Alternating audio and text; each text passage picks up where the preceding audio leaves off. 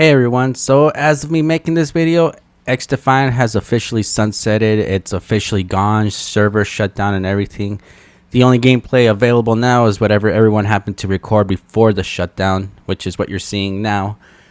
That's the unfortunate thing too with this game. It had a lot of potential, and you know what the funny thing is?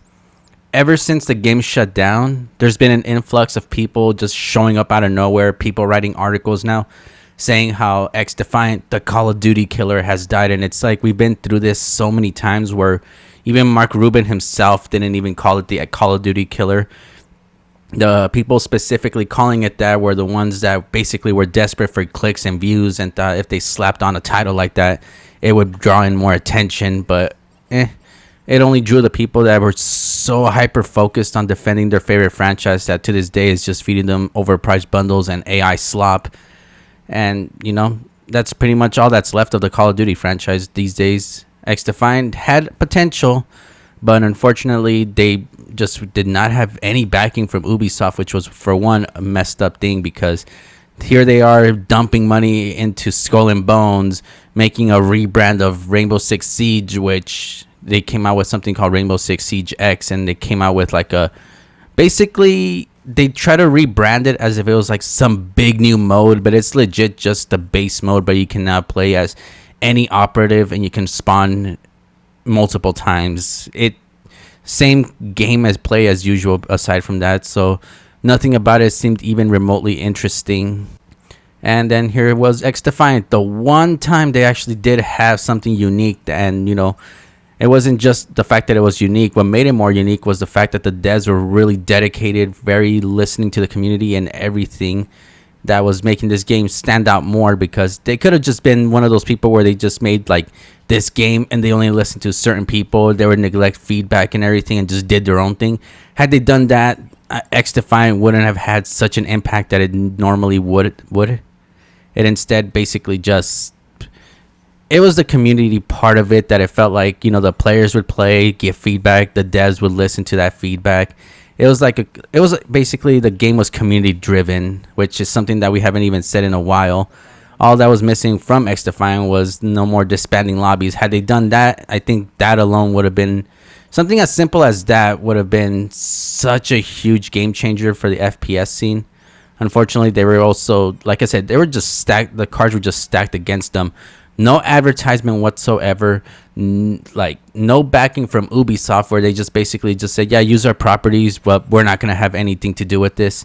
And then the worst of it all was the fact that, you know, they were, you know, that's like the messed up part about it, is the fact that they were just pretty much thrown to the wolves and everything.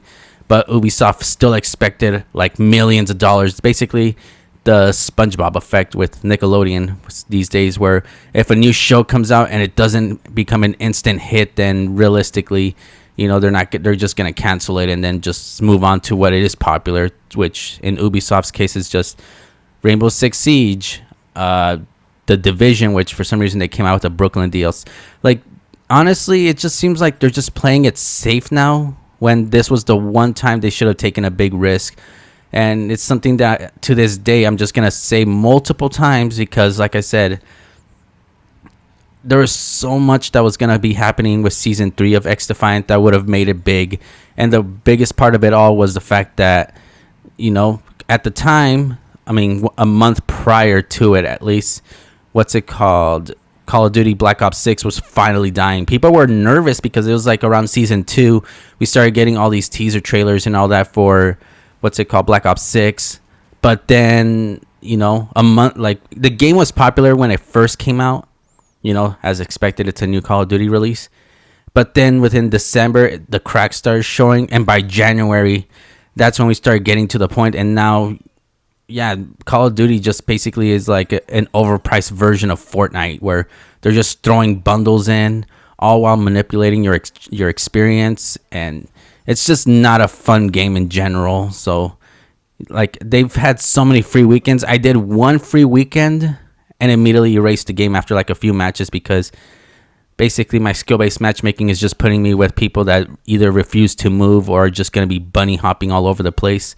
And that's not fun. The thing that made XDefiant fun was the fact that there was variety.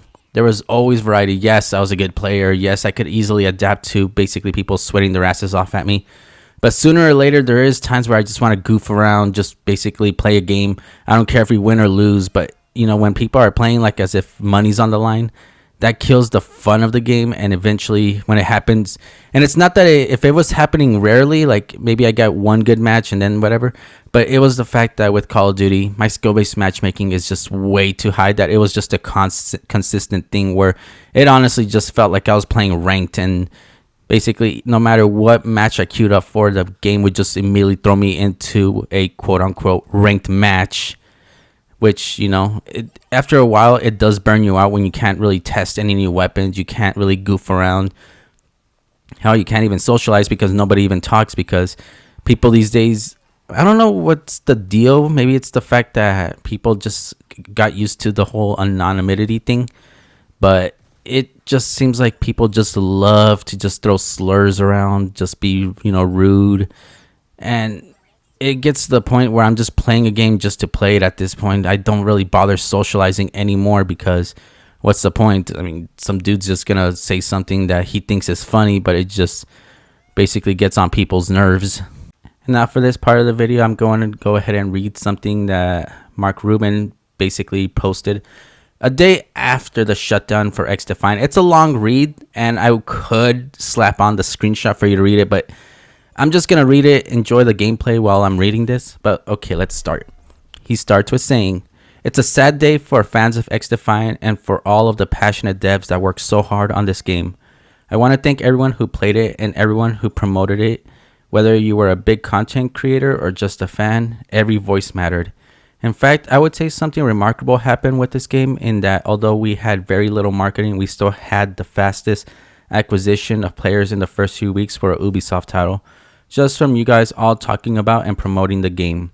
But unfortunately, with little to no marketing, especially after launch, we weren't acquiring new players after the initial launch. We had other issues though as well that we tried to be transparent about. For one, we had crippling tech debt, using an engine that wasn't designed for what we were doing, and we didn't have the engineering resource to ever correct that. I do personally think that in-house engines are not the valuable investment that they used to be, and that they are often doomed to fall behind big engines like Unreal. This tech debt included the dreaded netcode issues that we could just not solve given the architecture we were dealing with, and so for many players with solid network connections in both speed and consistent reliability, the game played well, but if your connection had even the smallest amount of inconsistency, the engine just couldn't handle it and you would have a bad experience. Normally, you should be able to weather those bad moments on your network, but this was a major issue with XDefiant. Another issue we had was having the right resources to make content for the game. What we saw at Season 3 wasn't even enough content in my mind for launch.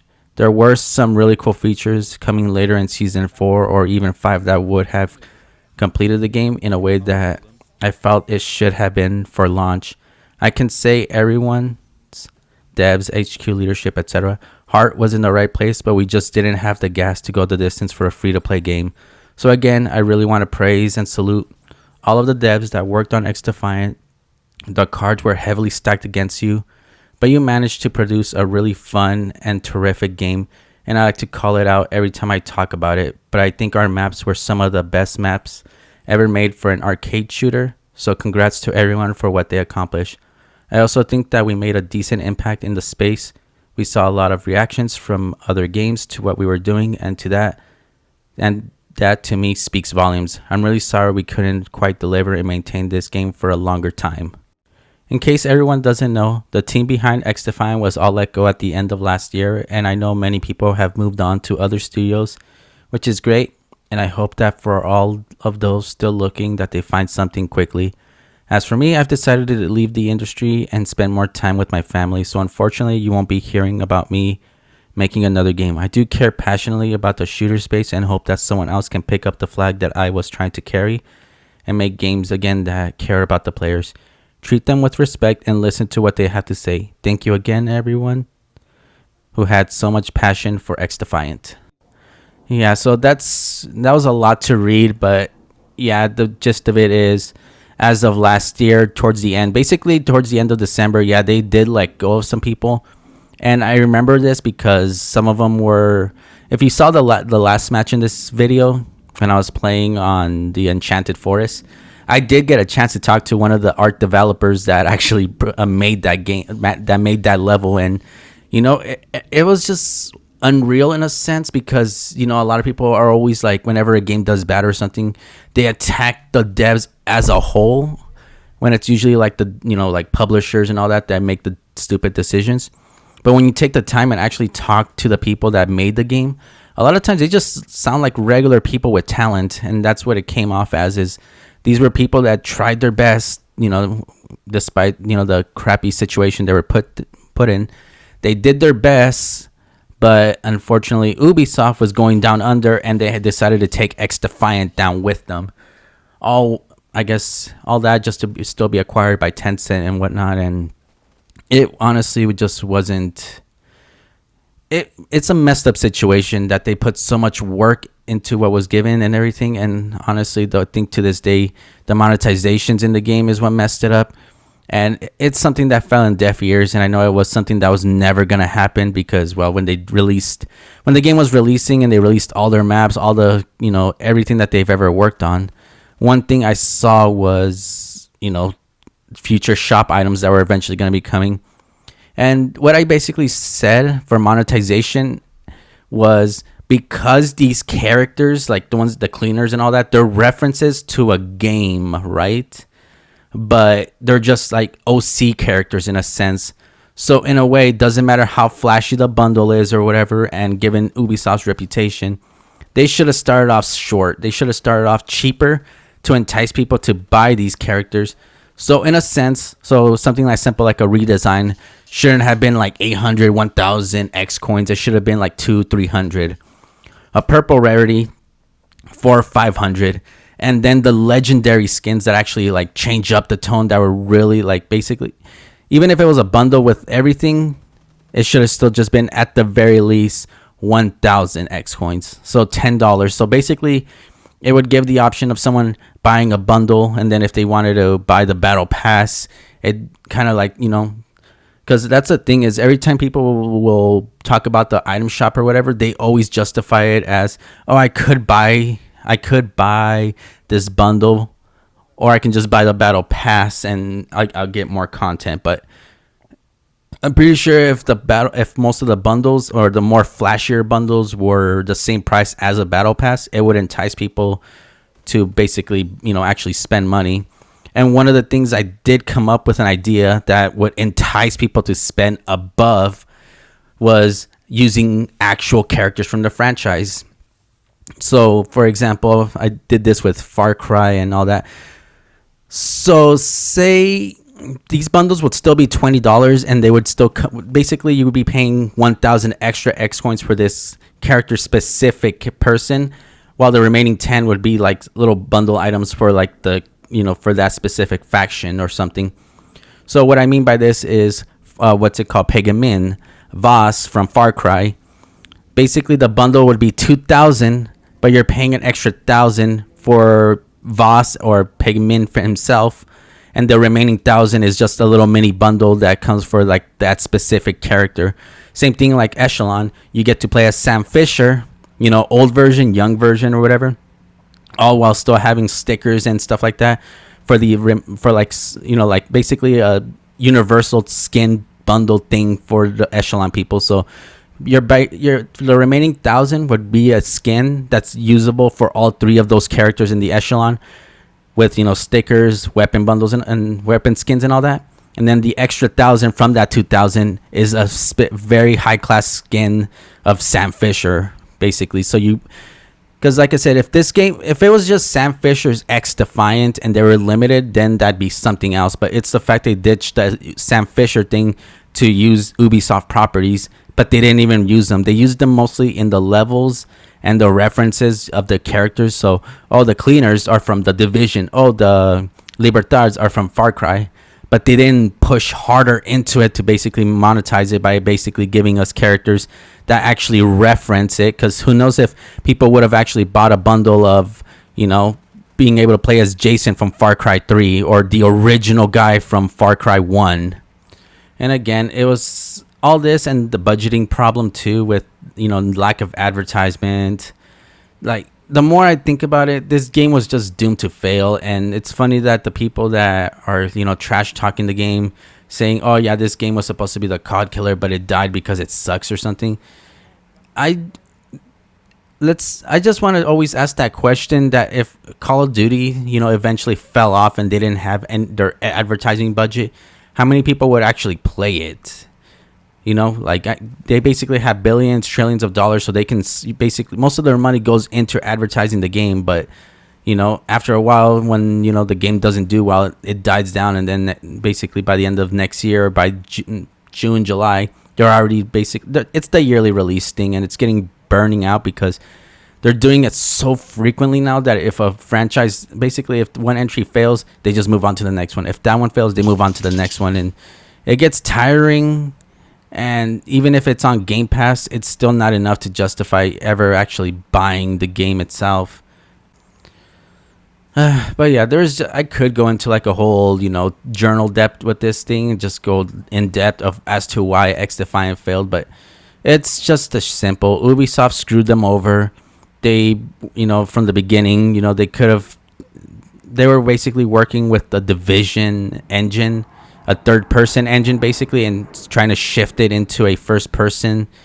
The monetization was so egregious that even when I was an Ubisoft partner, I had trouble selling the bundles or like pitching the bundles, because it just wasn't worth the price, because it just seemed like one character out of the 3 characters in that faction would get the skin, and then you got a weapon skin and all that, and then it's like $20, and it's just like, for $20 they should have found a way to make the skin universal in a sense. Like basically buying the bundle once would guarantee that you get it for the other characters as well, not just one of them. And like I said, it was just too much egregion. Like it's just that too. It's just the bad monetization, lack of advertisement, the rough start during season 1 and season 1. Yeah, season 0 and season 1, when we had netcode hit registration, which I know I have like a YouTube short somewhere where basically I would shoot someone half my clip and you would just see hit markers but no damage. But it was funny that by season 2 it started ironing out, and then season 3, when I started finally playing it, most of that stuff was already taken care of. But by then, they didn't even give. And that's what irks me too, is all Ubi's like that's the thing too, and you'll see this in my other videos. All they had to do was wait. They got impatient. Maybe they got nervous. They're like, we can't afford to be wasted, because what was the point of them sunsetting the game June 3rd? And basically, yeah, like that's the part that doesn't make any sense to me, was why would they say, yeah, we're going to shut the servers down June 3rd, but that's more than enough time to just keep the game alive, keep downloads up, at least for, like, they could have at least done that. Well, after season 3, we're sunsetting the game. Like, we'll still keep it, we had fun and everything, but we're gonna, let season 3 play out. And if it doesn't meet our expectations, as of June 3rd, we're officially going to be sunsetting. It would have given us less time to, it would have given us less time to be and basically enjoying all the content that they didn't finish it by 3 months, I believe.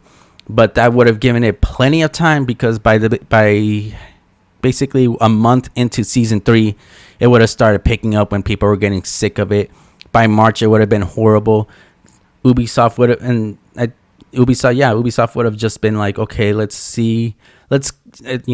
Black Ops 6 is doing horrible. Let's give them one more season. And then season 4, which is around when the, Warzone mobile started shutting down. They started bringing back Verdansk to like bring players back or whatever. And it only worked for like 2 weeks.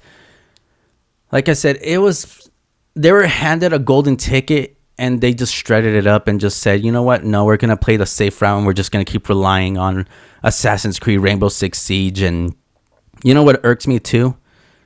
XDefiant shutting down, but they're making more content for Skull and Bones. That tells me where their priority is. And honestly, the final thing I want to say, and I've said this so many times now, but it's the fact that they shut down XDefiant. Some of the devs got moved to Assassin's Creed, Assassin's Creed Shadows and whatnot. But what irks me the most is it feels like they didn't learn their lesson, because the next game they're working on, I don't know what it's called. I can't remember the project name, but it's a battle royale that's taking inspiration from Apex Legends. So all that seriously just tells me is they're not going to learn their lesson. They're just going to keep throwing shit at the wall until something sticks. And honestly, if this is the way they're going to do it, because like I said, I honestly thought, maybe the devs could come back, but some of the devs are gone. Some of them got moved to other projects. Some of them quit and moved to a different studio. Mark Rubin's gone, and he has no plans of coming back. So honestly, I lost all hope in Ubisoft in general, and the fact that to this day that I'm still part of their partner program, but the main reason I was in it was to show my support for XDefiant. Without that, I really have no reason to be in it, and they can keep throwing so many opportunities at me my way. But without XDefiant, basically what basically motivated me to be part of that program, to basically give it my all, to make commentary, do all of this, it's gone.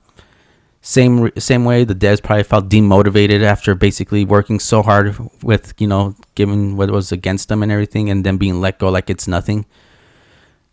Like I said, where they go, it's similar to where I'll go. So I'll when I get the chance, I will upload more, like say like this match and all that. I'll edit them down to like cut out the lobby waiting parts. But if there's anyone that wants to archive footage of XDefiant, and you don't mind me talking in most of them, you're free to use any of the clips that I'll be uploading. Like, you don't have to like email me, reach out. If basically I'll upload them in their raw footage, and you're welcome to use them to whatever you want for archiving. If you have like the editing software to like edit my name out and put yourself in, go ahead. I really don't care, because like I said, this game had so much potential, but it was robbed. And to this day, it's just something I will never forgive Ubisoft about, for fumbling such a good game when all they had to do was just wait a month. That's the thing, is they could have waited a month, but instead decided to go oh yeah, you guys can play this game for 6 more months and that's it route. And like I said, it sucks, honestly. It really does. But that's pretty much all I can say. There's so much, but every single time I try to bring up what made this game fail, it's pretty apparent. It was just Ubisoft. To this day, they just don't know how to stop making bad decisions, and I just don't want to be a part of that anymore. So yeah, I'll upload because I think I have like 4-6 hours worth of footage that I can upload online, give or take. And after that, considering the team's been let go and everything, once all that footage is up on YouTube and everything, that's pretty much all the content I have to offer for XDefiant, mostly just for archive purchases. And yeah, anyways, hopefully you enjoyed this rather long video. I just really wanted to show my support for the dev team, Mark Rubin, just everything with XDefiant, because I have made a lot of good friends with this game, because it was one of those games where, it felt more like a community. It felt like we were going back to old Call of Duty days, where people could actually feel comfortable talking. We're not being manipulated. So sometimes I would pop off, sometimes I would get stomped, or sometimes it'd just be a close match. But those moments apparently don't really matter to the suits over at Ubisoft. So all I can do now is just, hopefully other games show up. Splitgate, I tried Splitgate, I'm not into it. I tried Fragpunk. It just feels like Valorant with cards, with a card system. So nothing, like I said, for now, maybe at some point someone will fill the void and whatnot, but for the time being, those games they don't really hit like XDefiant did. And it's not even the abilities thing. It was just boots on the ground shooting kind of situation. And I guess I just wanted to be basic with it, just constantly being added on with new weapons and maps. That's all I've been asking for. Basically, and I've said this before regarding other games, but like, what's it called? Call of Duty Online. All they had to do, if they could have just made a console port of that, I'm sure they can just add on to it like they are with Call of Duty Mobile. That's all I pretty much wanted in an FPS game. But I guess for now, it just seems like we're just going to be repeating the same Call of Duty slop cycle and just hoping that another dev decides to step up or a different team steps up and finally gives the people what they want. Anyways, if you enjoyed this video, leave a like, comment what your thoughts are about XDefiant shutting down, and be sure to follow me on Twitch at twitch.tv/dubaderp. And you can also join my Discord if you want to stay in touch. And until next time, I'll see you later, everyone.